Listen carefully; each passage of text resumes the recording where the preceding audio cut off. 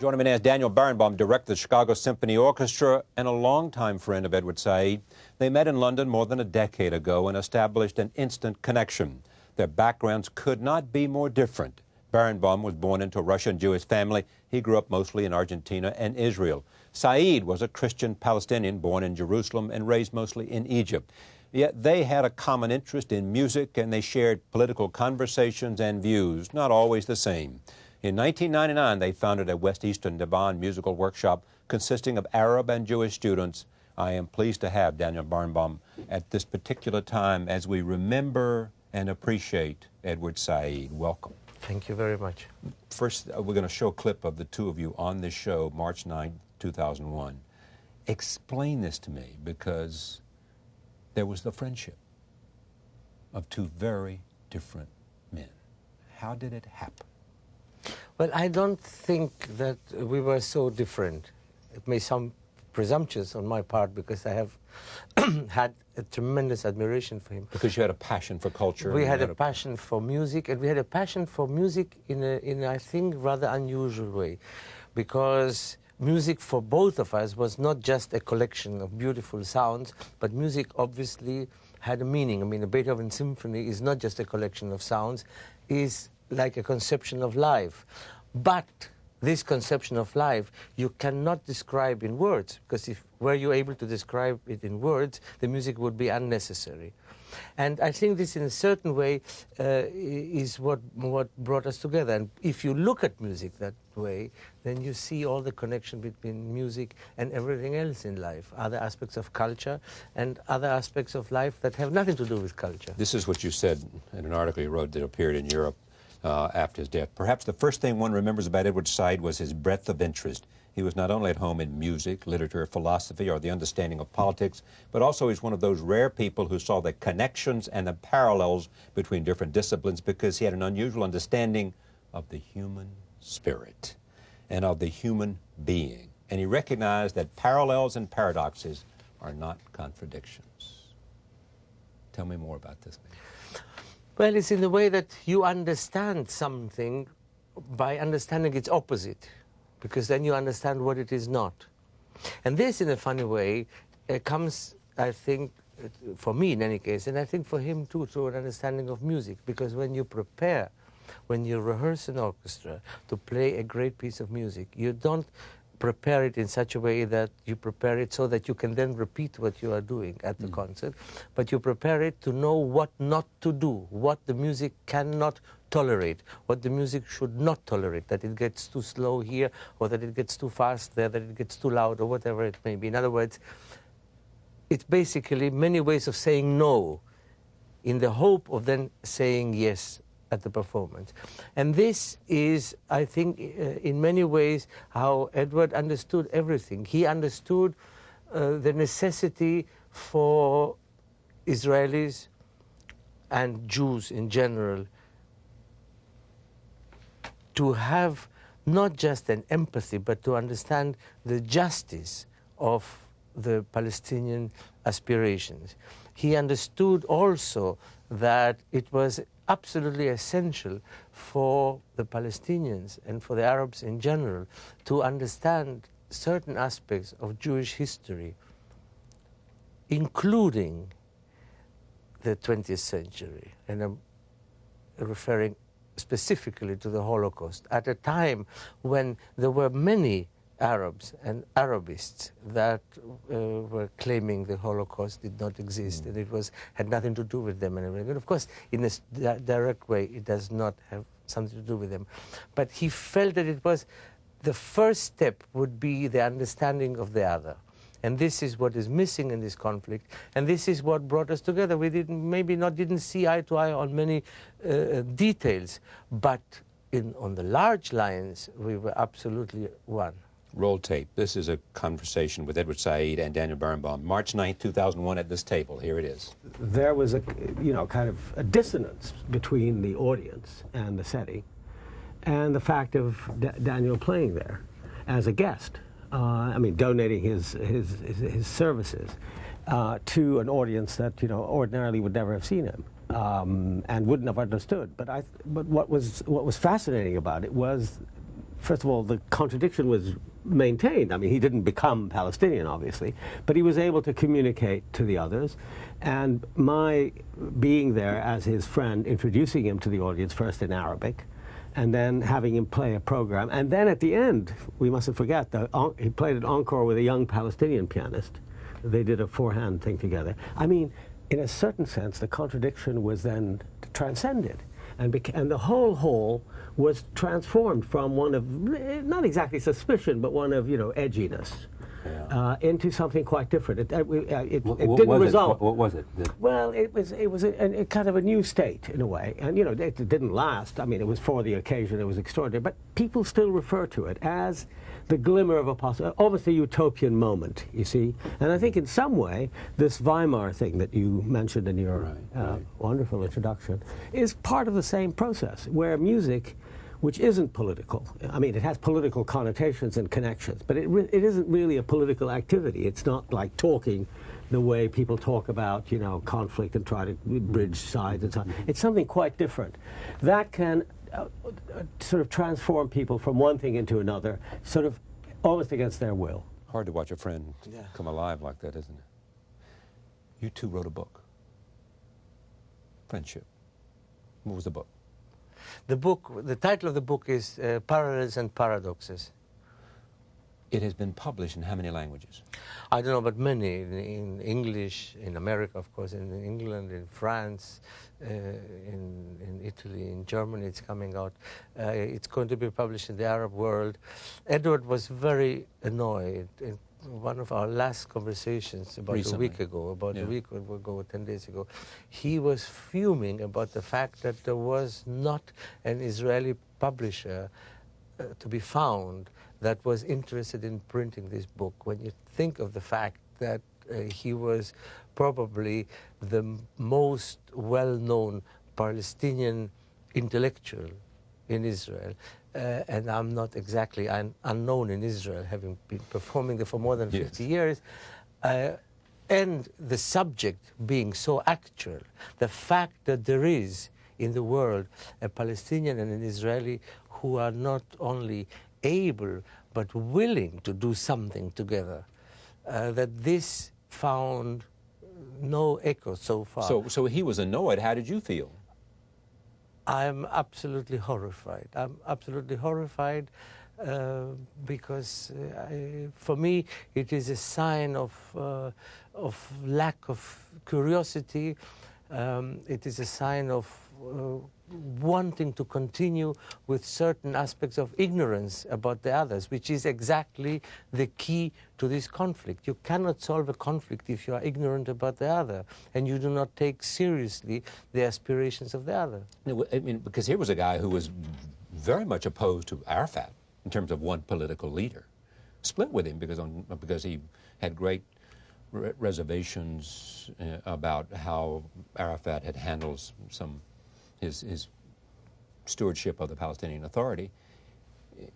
But you would have, and the Israelis, as are in some cases, were offended by the fact he'd been thrown rocks or something. All of us, which seems minor, compared to the fact that this was something with one of the great pianists and conductors, and someone who's given so much back.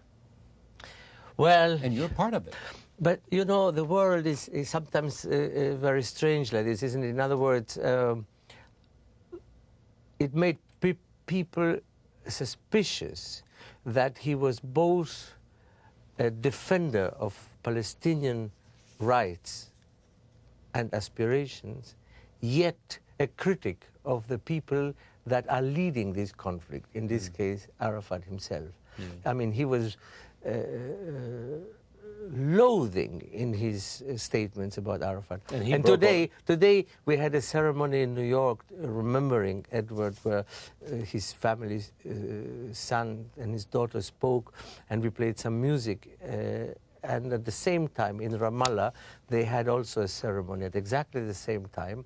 And suddenly, Fatah people tried to own Edward Said, sort of celebrating him, he who had been so critical of them. And this is difficult for people to understand, I think. The Palestinians have lost one of their most eloquent defenders of their aspirations. Israelis have lost an adversary, but a fair and humane one. And I, you say, have lost a soulmate. Yeah, that's true. Soulmate.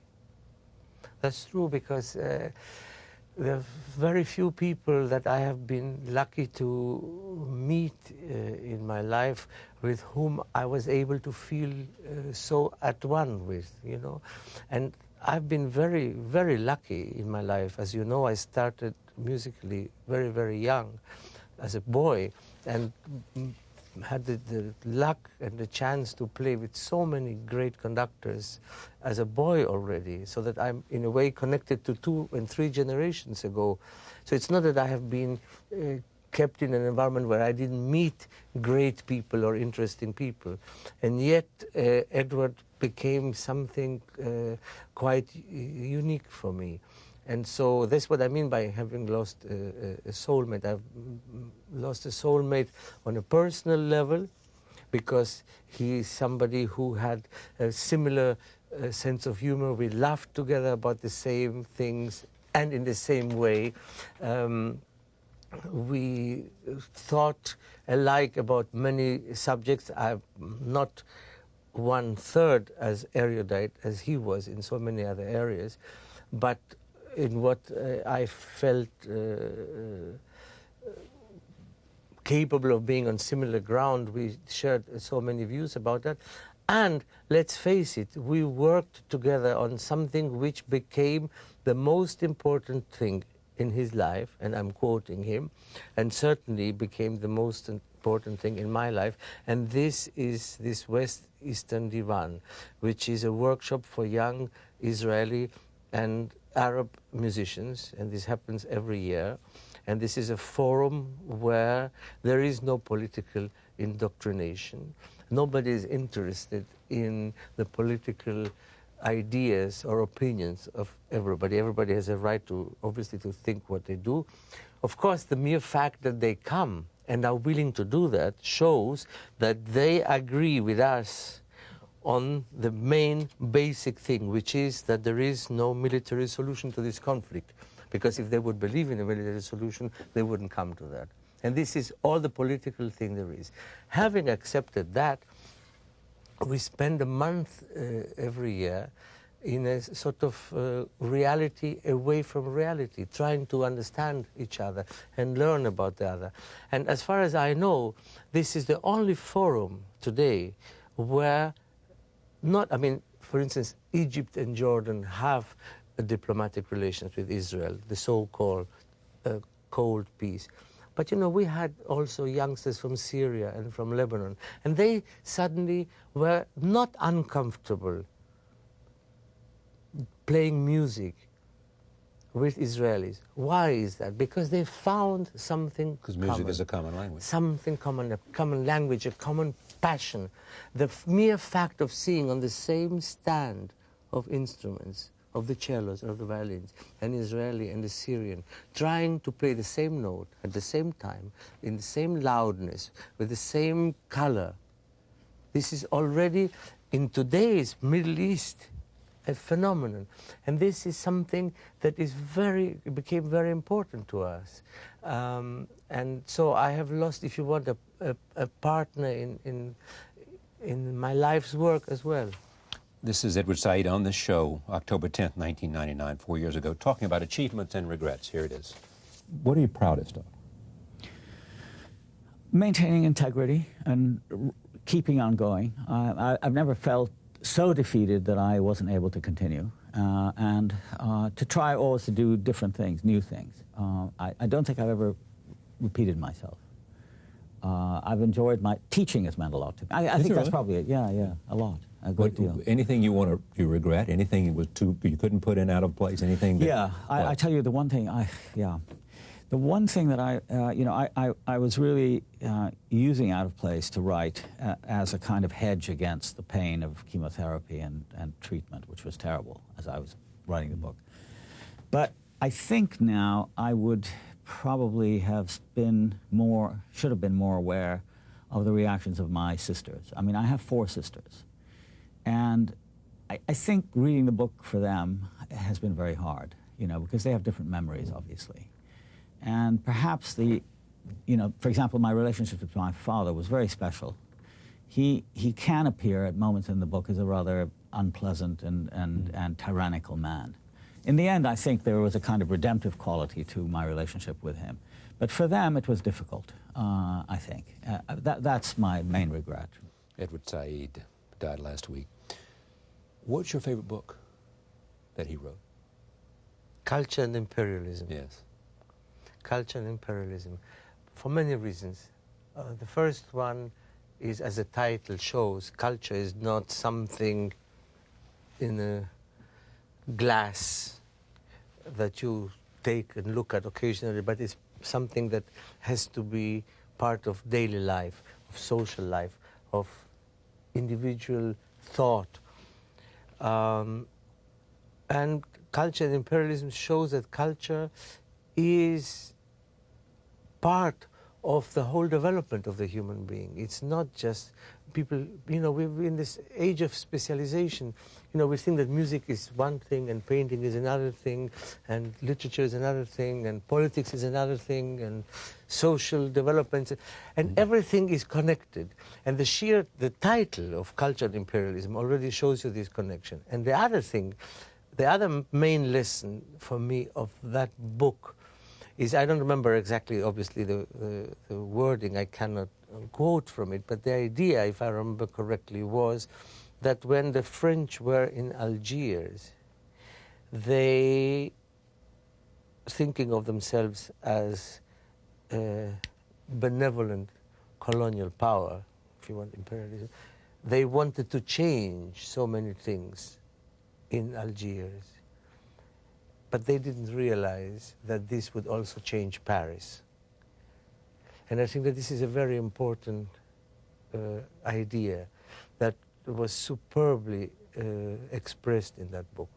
It is also the notion somehow about imperialism, too. Somehow if you try to impose something and rob people of their own soul, it takes something out of your own soul. It has an impact on you. People in a variety of, throughout history, I don't want this to be read specifically anywhere, it is occupation. Takes something out of you in whatever form it might take in terms of some kind of dominion over another. This does something to your... Of course. And this was an idea that he practiced every day. I think he taught so much because he learned from teaching. What he said, love teaching. This is, he loved teaching because of that, because he learned. He never taught only giving. He was also getting. And since he was getting, he was ready to give the next step. Yeah. What also you saying about the notion of all these things that connected politics, culture, music, painting, it's all part of the human experience. That's sort of been the mission and the dedication of this television program, in a sense, that it's all connected. That's why people always say, why don't you just do one thing? Because they're all connected. Yeah, they're all part of the same, which is the human experience. Politics, culture. Thank you. Thank you very much. It's always great to see you. Thank you very much. We all mourn and are lessened by the loss of one who's made real contributions to helping us understand who we are. Edward Said. Thank you for joining us. See you next time.